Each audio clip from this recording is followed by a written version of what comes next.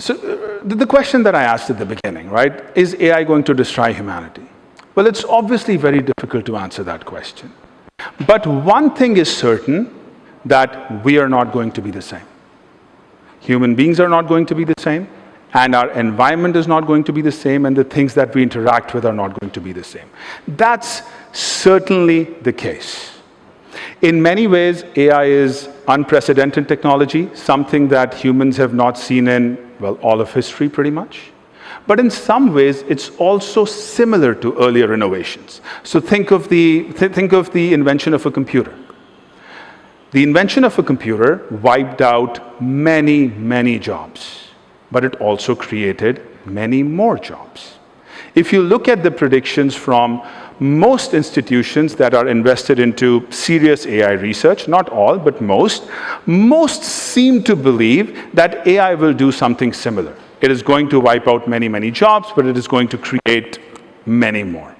Are they right? We don't know, which is why it's important to step into this reality carefully and step by step.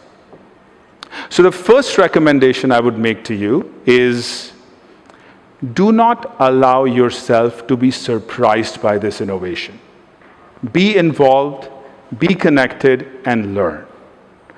As much as it is transformative and it's a major shift in the way humans interact and in the way humans perceive, it's also an opportunity to be at the forefront of a major change. This could be being at the forefront of creating it, but it could also be at the forefront of adopting it and then having use cases that way. The more involved and the more engaged you are, the more likely it is that there'll be a place that you'll find relatively quickly. So that's the first thing. Stay involved, keep learning. But my second recommendation is even more important. The more time I've spent researching AI, the more convinced I am that actually the path forward is really through self-discovery and self-development. That gives us the maximum likelihood of finding that unique and meaningful place that we are going to have in this absolutely new reality that we don't even understand yet.